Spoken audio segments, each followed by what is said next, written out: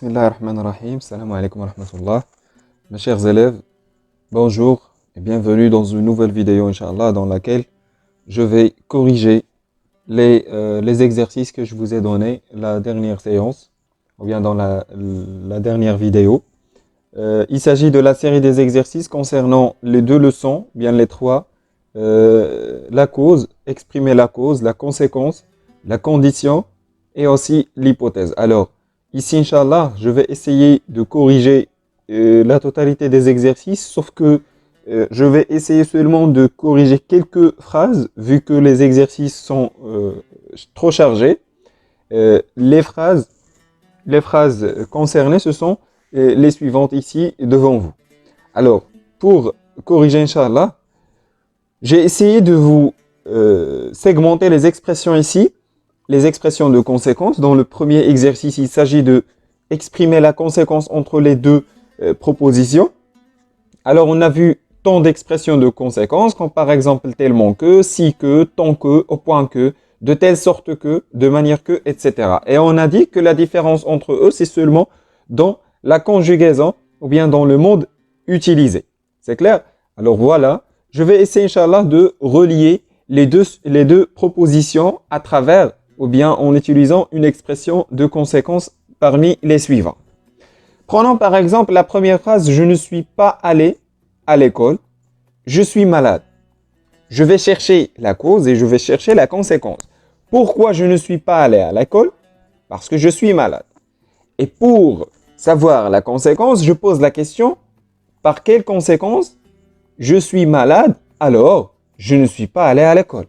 C'est clair? Alors c'est ça la conséquence. Donc pour exprimer une conséquence ici, je vais utiliser l'expression, par exemple, de telle sorte que, ou bien au point que. C'est clair? Alors, on va dire, je suis malade au point que je ne suis pas allé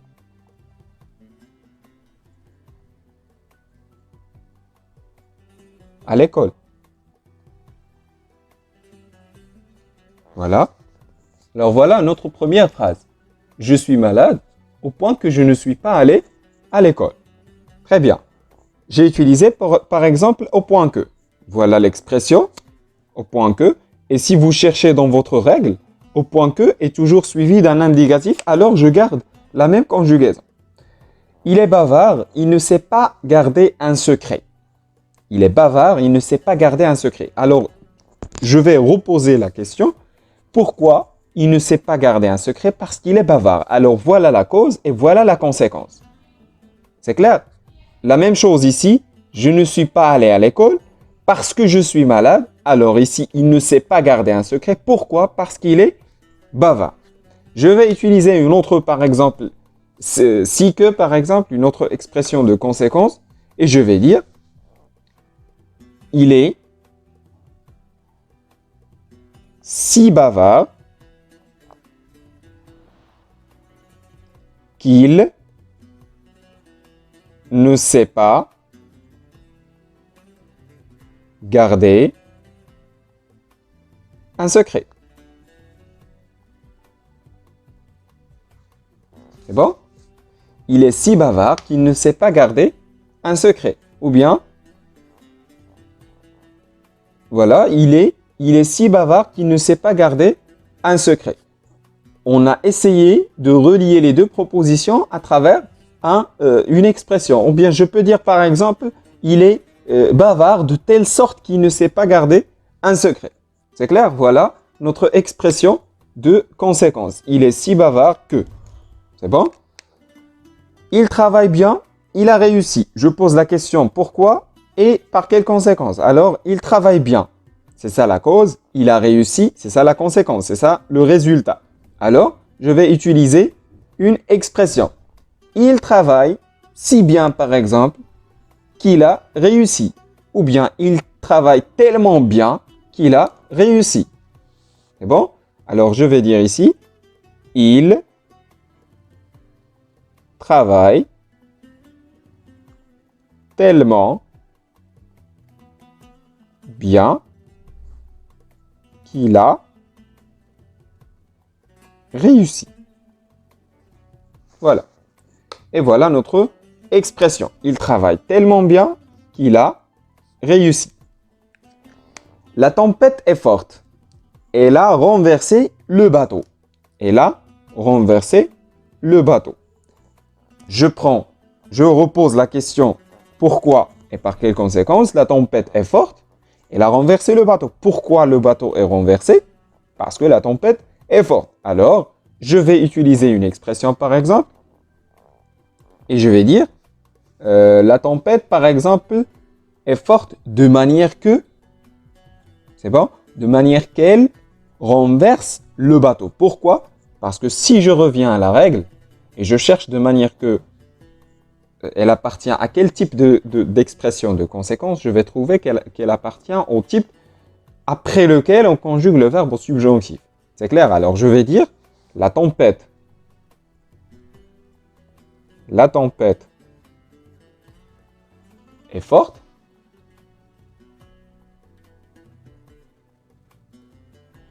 de manière qu'elle renverse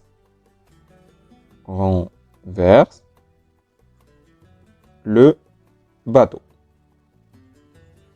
Alors, de manière que est toujours suivi d'un subjonctif. C'est pour cela, elle est, voilà, on a conjugué le verbe renverser au subjonctif. C'est bon? Très bien. Alors, de manière qu'elle. C'est bon, c'est la même chose qu'on va faire ici pour le deuxième exercice. Pour le deuxième exercice, le vent est très fort. Il fait trembler les murs. Je pose la question. Pourquoi les murs tremblent? Parce que le vent est très fort.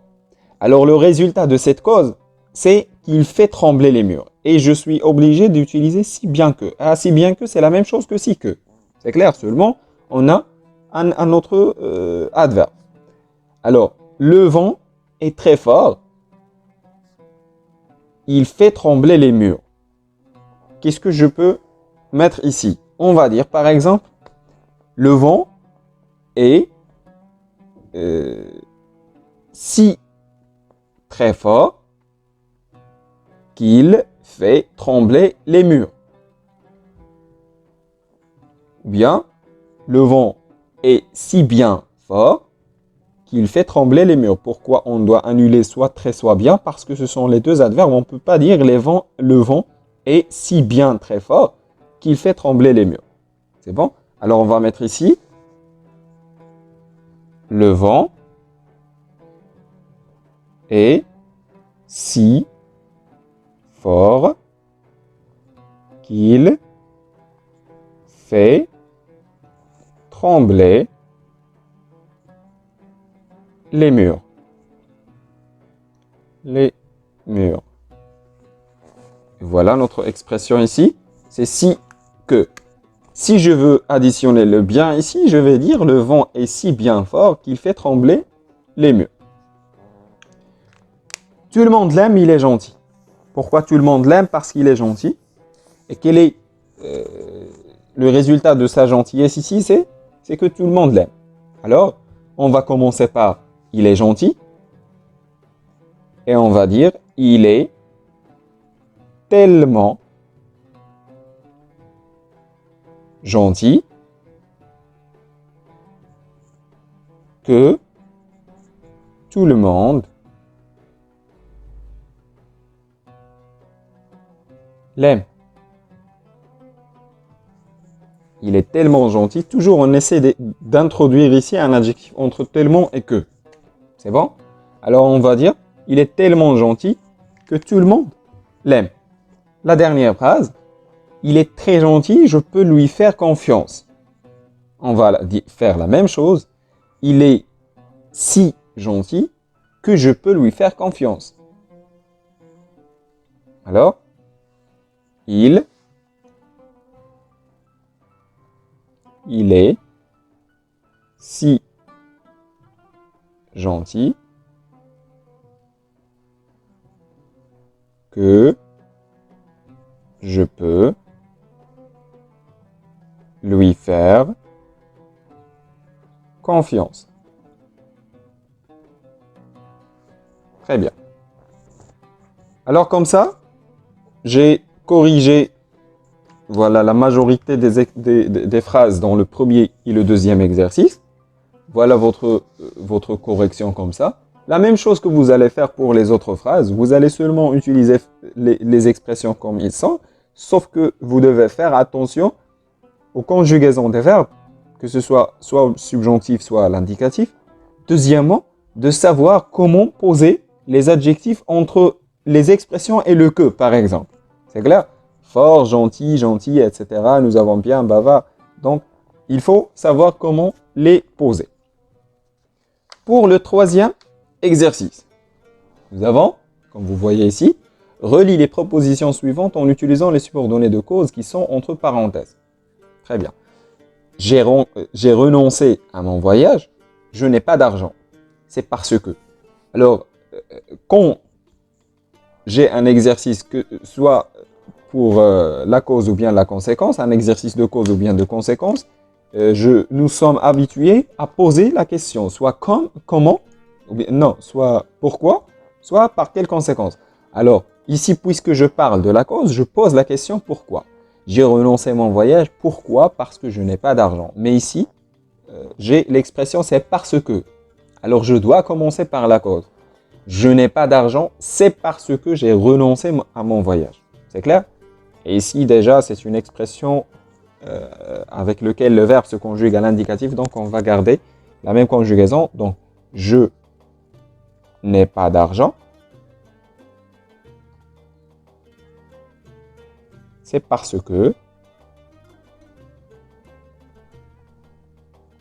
j'ai renoncé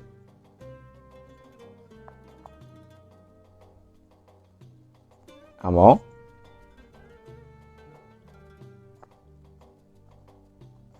voyage. Voilà.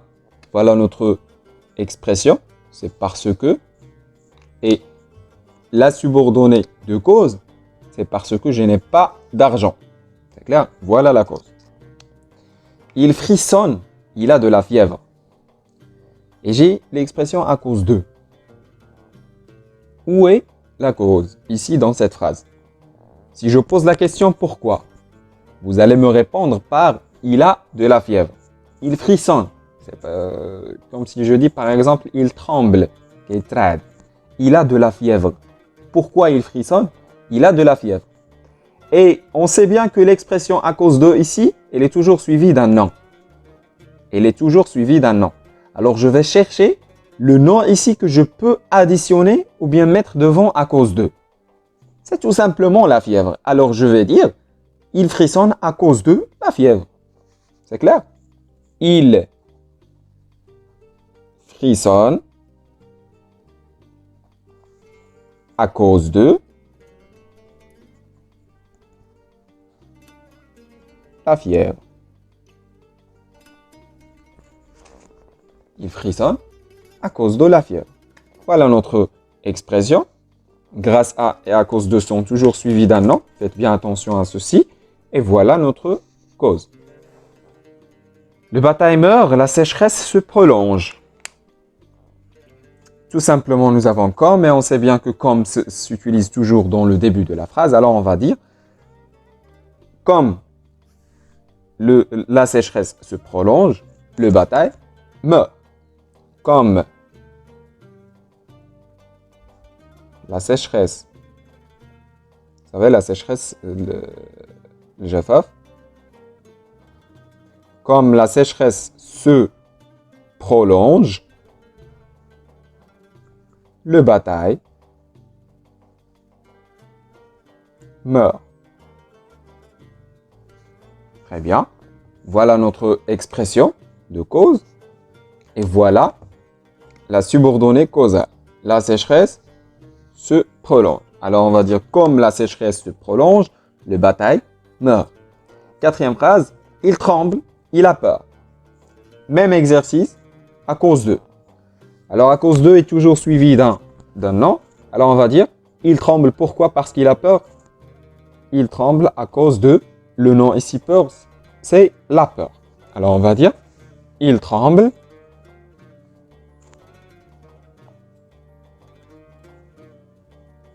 à cause de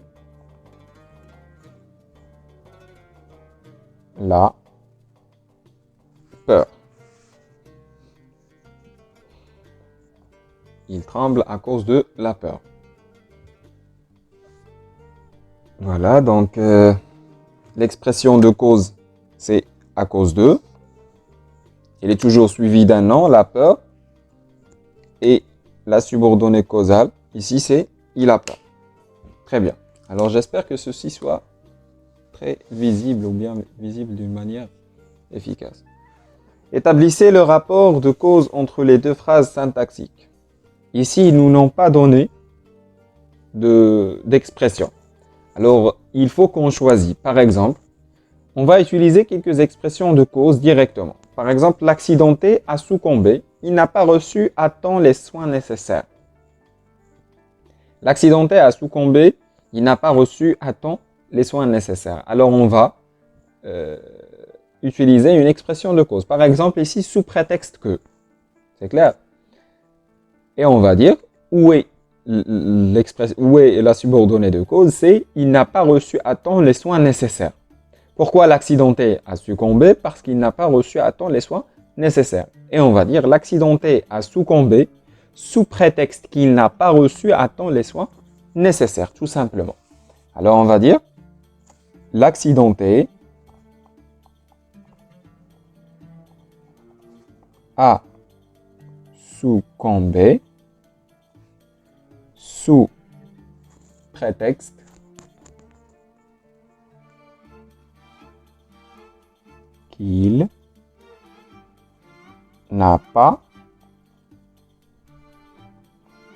reçu les soins nécessaires.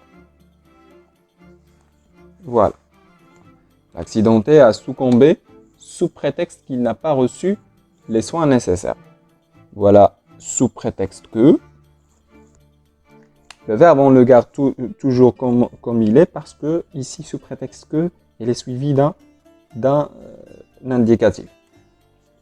Il n'a pas reçu les soins nécessaires, c'est la subordonnée causale. Les invités sont arrivés tard. Les routes étaient bloquées par la neige. Pourquoi les invités sont arrivés tard, Matlin? Parce que la route, ou bien les routes étaient bloquées par la neige. Alors, on va utiliser une expression de cause, par exemple, vu que. Vous avez vu que. Alors, on va dire les invités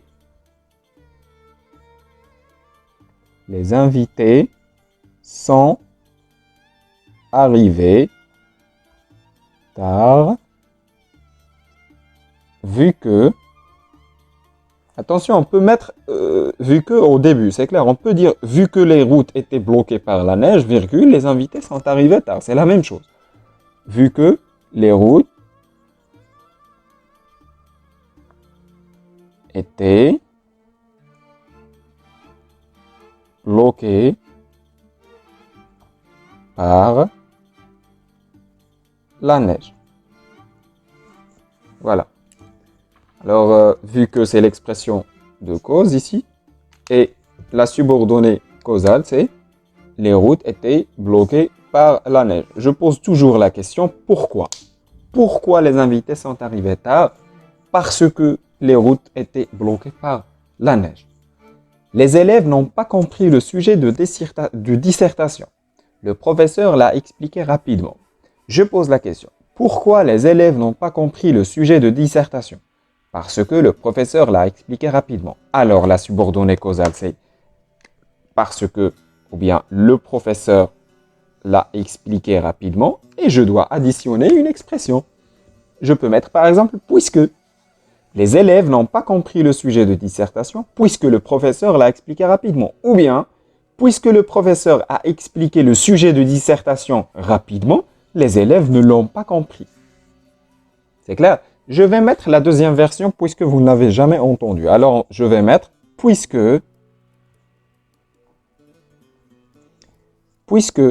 le professeur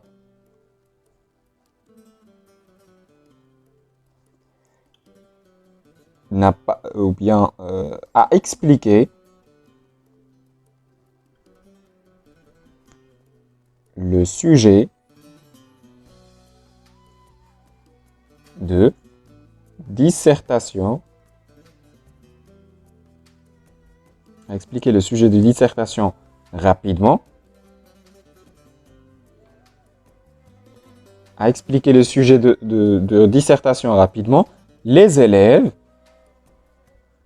pour ne pas reprendre rapidement une autre fois, alors je vais mettre les élèves ne l'ont pas compris. Le L, ça remplace la dissertation pour éviter la répétition, c'est clair? Alors, voilà, puisque c'est l'expression de cause. Puisque le professeur a expliqué le sujet de dissertation rapidement, les élèves ne l'ont pas compris. Cette vieille femme est sans force, elle s'est assise par terre. Ici, je peux utiliser par exemple de moment que. Du moment que. Alors, je vais dire, cette vieille femme est sans force du moment qu'elle sait, sauf ici, je vais mettre le subjonctif peut-être parce que du moment que, on l'utilise on l'utilise avant les verbes au subjonctif. Donc je vais utiliser, je m'excuse, de manière que, non pas de moment que, de manière que cette vieille femme est sans force, de manière qu'elle s'assoit par terre. Parce que de manière que est toujours suivi d'un subjonctif. Alors je vais dire, cette vieille femme est, j'espère que ceci soit visible, est sans force, de manière qu'elle s'assoit, avec E à la fin, par terre. On a dit qu'elle s'assoit parce que ici nous avons un verbe au subjonctif. Il doit être conjugué au subjonctif parce que de manière que est toujours suivi d'un subjonctif. Alors de manière que, et voilà la subordonnée de cause ou bien la phrase exprimant la cause, cette femme est sans force. Pourquoi elle s'est assise par terre? Parce que cette femme est sans force. Alors voilà le 4e exercice. On a fait la correction du premier et du deuxième, le 3e et le 4e. Passons maintenant au 5e et au 6e exercice. Nous avons bien sûr la conjugaison des verbes entre parenthèses.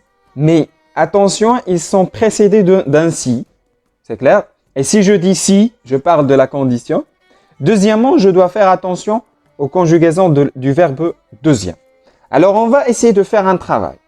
Je vais déterminer le temps verbal dans lequel ils sont conjugués tous les verbes de la deuxième proposition. C'est clair? Par exemple, ici, nous avons appellerait. Pour leur déménagement, vous devez, il faut, où ça? Trop de bonbons, vous tomberez d'argent, ils savent. Alors je dois déterminer les temps verbaux dans lesquels ils sont conjugués tous les verbes sélectionnés en jaune. Appellerait, c'est le futur. Simple. Devait, présent. Il faut, présent.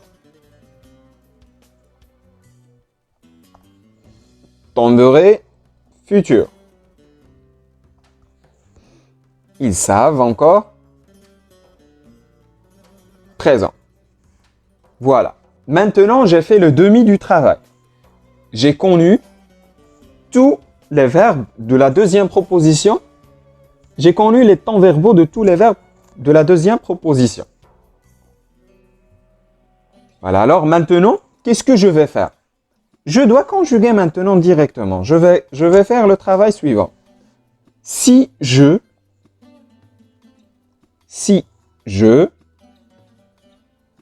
Voilà, nous prenons.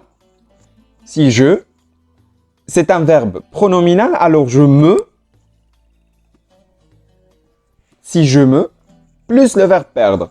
À quel temps je vais conjuguer le verbe se perdre ici, puisque j'ai dans la subordonnée un verbe au futur? À quel temps vous allez me dire c'est le présent, parce qu'on sait bien que si plus présent est égal à futur simple. C'est clair? Si plus présent est égal à futur simple. On peut conjuguer soit au présent, soit au futur simple, soit à l'impératif. C'est clair? Alors si plus présent est égal au futur simple. Si je me perds, je t'appellerai. Si je me perds, je t'appellerai. Alors je vais mettre ici, si je me perds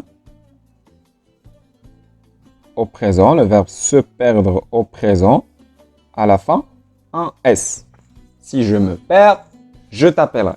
La même chose pour la deuxième phrase. Si, le verbe vous, le pronom vous, aidez les voisins. Pour leur déménagement, vous devez m'aider aussi. Alors j'ai ici le présent. La même chose ici, je vais conjuguer le verbe premier au présent. Alors si, vous, aidez, Z à la fin, les voisins. Si vous aidez les voisins, vous devez m'aider moi aussi. Si vous aidez les voisins, vous devez m'aider moi aussi. Si tu, le verbe aimer quelqu'un, il faut le lui dire. La même chose au présent. Alors on va mettre ici si tu aimes quelqu'un, il faut le lui dire. Si le verbe manger avec vous, trop de bonbons, vous tomberez malade. Et nous avons le futur. Alors c'est la même chose, le verbe manger au présent. Si vous mangez, Z à la fin, trop de bonbons. La même chose encore pour la dernière phrase. S'il, le verbe manquer d'argent, ils savent le présent. Alors ici, on va conjuguer le verbe manquer au présent. Si il, et attention, il avec S, si il manque ENT d'argent, ils savent à qui demander. Très bien. Je pense que le premier exercice est facile, sauf que on n'a pas vu le cas du présent plus futur. Bien, le cas du présent, ça donne présent. Alors le voilà. Maintenant, on va passer au deuxième exercice. On va faire la même chose. On va essayer de sélectionner ou bien de savoir, de retirer les temps verbaux des verbes conjugués de la subordonnée. C'est clair? Alors, si tu, le verbe me appeler, je serai venu. Nous avons le verbe serait venu. Je vous demande, il est conjugué à quel temps? Vous allez me dire qu'il est conjugué au conditionnel passé. Serait venu. Le verbe ou bien l'auxiliaire être au conditionnel présent plus le participe passé du verbe. C'est le conditionnel passé. Alors, conditionnel passé, il est généralement après le plus que parfait. Alors, je dois conjuguer le verbe appeler au plus que parfait. La règle du plus que parfait, c'est l'auxiliaire avoir ou être à l'imparfait plus participe passé du verbe. Alors, je vais dire si tu m'avais appelé. Si tu m'avais appelé, je serais venu. Si tu m'avais appelé, je serais venu. La même chose pour la deuxième phrase. Si je n'étais pas allé à la chorale, je ne pas rencontrer Pierre. Alors, je vais déterminer ici le verbe sur lequel je vais me baser. Était, aller. Conjugué, à quel temps? Vous allez me dire, au plus que parfait. Alors, je dois conjuguer le deuxième verbe au conditionnel passé. Et je vais dire, je, le verbe rencontrer au conditionnel passé, c'est l'auxiliaire avoir ou être. Alors, l'auxiliaire avoir, j'aurais rencontré. Ça, c'est la forme affirmative. La forme négative, je vais dire je n'aurais pas rencontré Pierre. Et je vais écrire comme ça, je n'aurais, avec deux R ici, je m'excuse, je n'aurais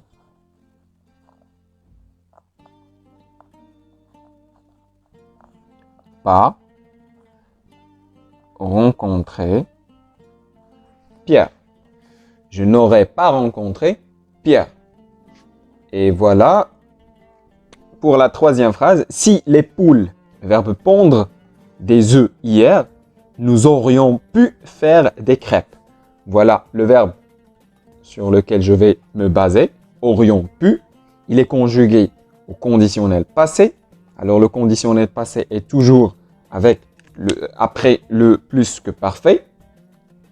Alors je dois conjuguer le verbe pondre au plus que parfait. Et je vais dire si les poules, L avec S, avaient pondu. Si les poules avaient pondu des œufs hier, nous aurions pu faire des crêpes.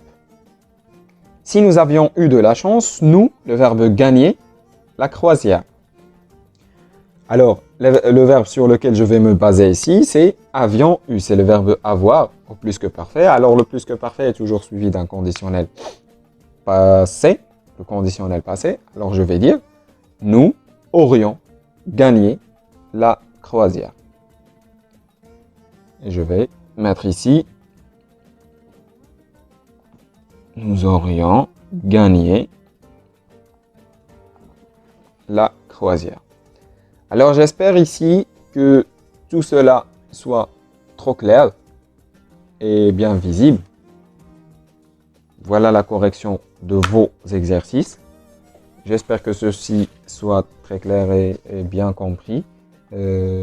Si vous n'avez pas compris quelque chose, vous pouvez me le demander. Vous pouvez aussi me demander si vous rencontrez des difficultés au niveau des autres phrases. Bien, j'ai essayé moi dans le premier et le deuxième exercice, puisqu'il y en a beaucoup des phrases, j'ai essayé de déterminer ou bien de corriger seulement ceux dont on a intérêt. Alors, merci beaucoup pour votre attention. J'espère que vous avez bien compris. À bientôt, Inch'Allah, dans une autre vidéo. Merci.